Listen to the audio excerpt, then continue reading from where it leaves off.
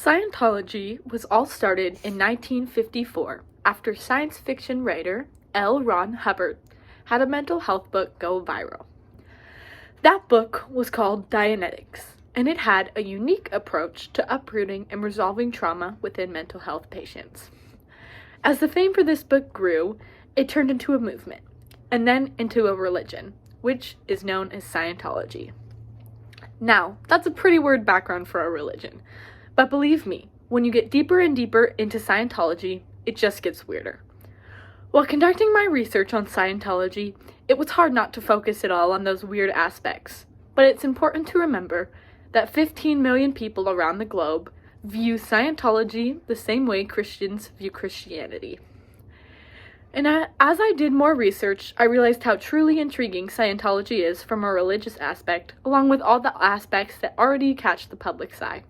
Hello, my name is Abigail Bauer, and today I'm going to be exploring both of those sides of Scientology, and hopefully by the end of this episode, you'll have enough information to decide whether you think Scientology is a legit religion, a crazy cult, or a scam to produce even more revenue off of a viral book.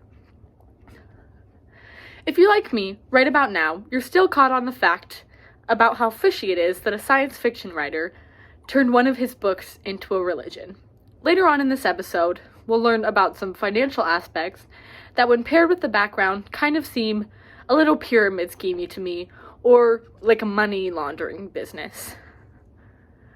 To make the case against the validity of Scientology worse, Samuel Slayton even quoted Hubbard in his 2013 journal titled Another Tour of Scientology, saying, "You don't get rich writing science fiction. If you want to get rich, you start a religion." Scientology is a pretty hard thing to dive right into, especially because the majority of the public has had no knowledge on their system of beliefs. The best way I feel like I can describe Scientology as a whole is by saying that it's a very complex system designed to help you live a simple life. And I found that the easiest way to understand the concepts inside of the system of Scientology was to compare it to other major religions that I already have a grasp on. Believe it or not, Scientology has some rituals that are very typical for major modern-day religions. Michael Rothstein wrote about these rituals in his 2016 journal, The Significance of Rituals in Scientology. Just like Christianity has Christmas to celebrate the birth of Jesus Christ, Scientology has the birthday event to celebrate Hubbard's birthday. Scientology also has services held on Sundays, like most other religions. But for every typical practice, there seems to be one that's even more unprecedented. Much like a Christian believes that everyone is one of God's children, a Scientologist believes that everyone is an immortal being called a Thetan. In the same journal I mentioned earlier, Slayton explained that this religion relies heavily on the belief that all Thetans have minds that are clouded by trauma and evil beings referred to as body Thetans. According to Hubbard, these body Thetans came from an evil overlord alien named Xenu that dropped them into a volcano 75 million years ago. I feel like when you hear that, it's important to keep in mind Hubbard's background in science fiction, because you can definitely see that it had an impact on this religion. Arguably, the biggest part about Scientology revolves around body Thetans. This part is a process known as auditing. A member is audited when they first join the church, and many times thereafter, and this process can cost up to $500.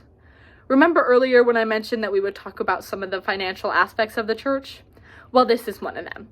In cases like this, it's important to remember that religious organizations do not pay taxes, so that regular fee of $500 can and has sparked some questions about the validity of the process.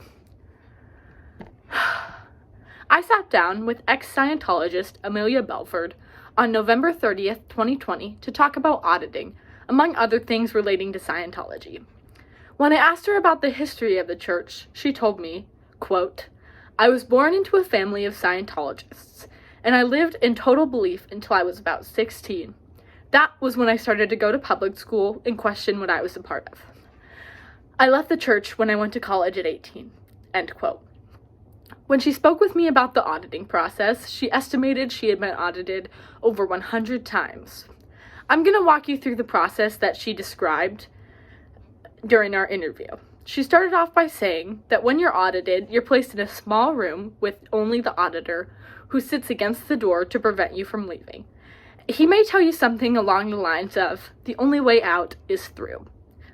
You are then hooked up to a device called an e-meter.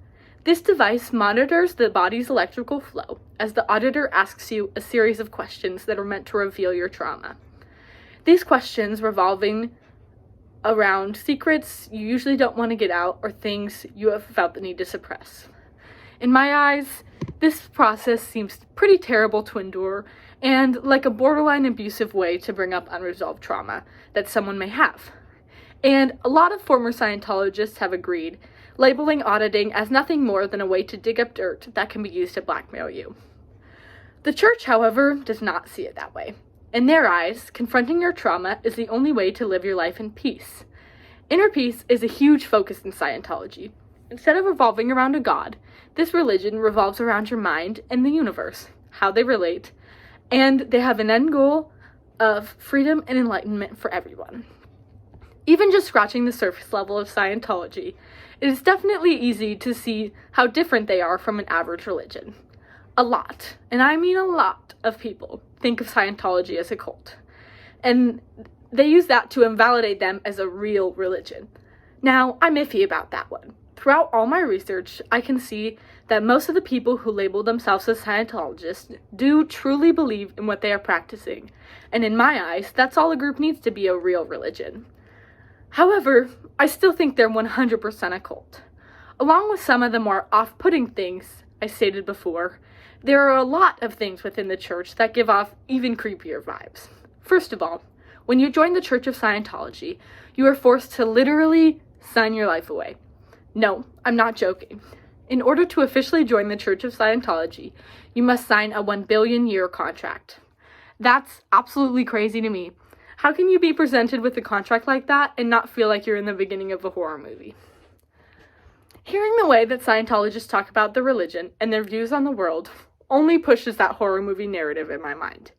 I've seen countless videos of actors and movies where they spoke about the group they were a part of like they had been brainwashed. And when I hear Scientologists talk about their religion, it just has so many uncanny similarities. In numerous articles and interviews, Leah Remini, a celebrity that has been very outspoken against the Church of Scientology, admits that back when she was in the church, she gave them over $1 million. Tom Cruise, a celebrity and long-term Scientologist, said in a 2005 interview with Matt Lauer that, quote, before he was a Scientologist, he did not believe in psychiatry, end quote. He followed this up by saying he learned more about psychiatry after becoming a Scientologist and stands by the beliefs that mental illness is not real and neither is the use of drugs to heal people. This is not out of line with the views of a typical Scientologist. In fact, the official Scientology website reports about a drug rehabilitation program known as Norconin, from which Scientology gets a majority of its new members. These few stories are just the tip of the iceberg when it comes to the crazier side of Scientology. There are countless stories that I've read that feel like they were taken straight out of a movie. I encourage you to do some more research if you find this kind of stuff interesting, because you will definitely get some more solid content. Whether you dive into Scientology after listening or not, I hope you enjoyed learning about the religious background of Scientology and some of the reasons why people consider them to be a cult. Thank you for listening.